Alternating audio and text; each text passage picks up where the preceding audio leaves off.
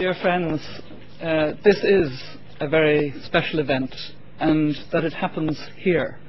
I came to South Africa on International Human Rights Day exactly 10 years ago to stand beside then President Nelson Mandela Madiba as he launched the Plan of Action for Human Rights for the new South Africa.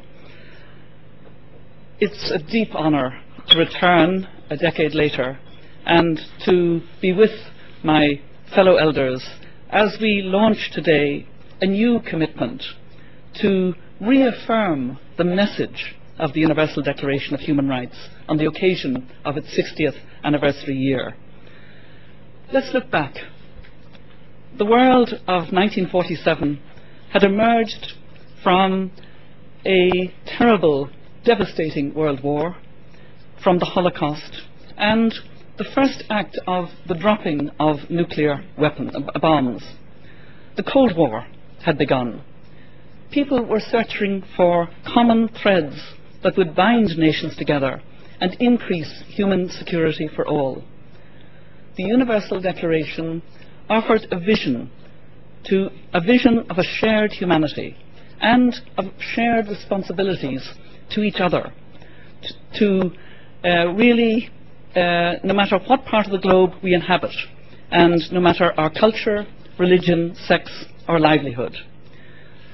Tragically, today's world is much the same. We remain marked by divisions and gripped by fear. Genocide is happening again. Discrimination against women and minorities is continuing in many places around the globe. Poverty is trapping millions of our sisters and brothers in lives of despair. Challenges like climate change, lack of access to the basic determinants of health, and shortage of decent employment opportunities confront us all. The response of governments to the hostile attack in the United States in September 2001 has been too often to unjustifiably sideline human rights obligations in the name of state security. We're here to say that we must fight against these trends.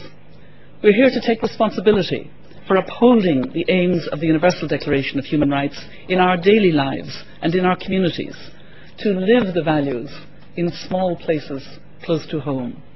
As one of the architects of the Declaration, Eleanor Roosevelt, put it so well.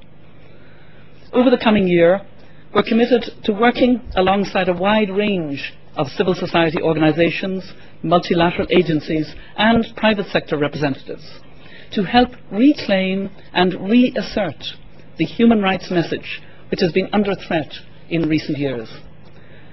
The Every Human Has Rights campaign will be marking particular themes throughout the year in cooperation with our partners, many of whom are represented here, as Archbishop Tutu stated, including Amnesty International, UNICEF and Civicus, on issues such as freedom of expression, the right to health, the rights of women and of children, and so on. We'll also provide opportunities for people from every walk of life to discover human rights and share their stories with us. This will be thanks to the involvement of initiatives such as Witness and Global Earth. We're grateful to all of these partners for helping draw attention to the Universal Declaration and encouraging a mass outreach to make the message known. But we also call on all of those who will work with us to make their special commitment during this year to ensure that within whatever influence they have, they are doing what they should be doing to help in the protection and promotion of human rights.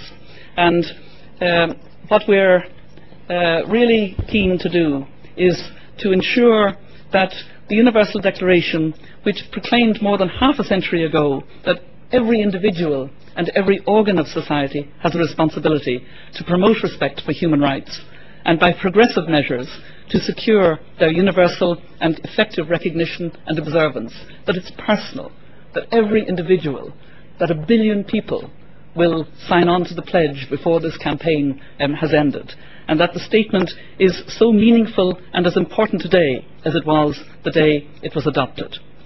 Every human has rights. That's what we must remind the world of again.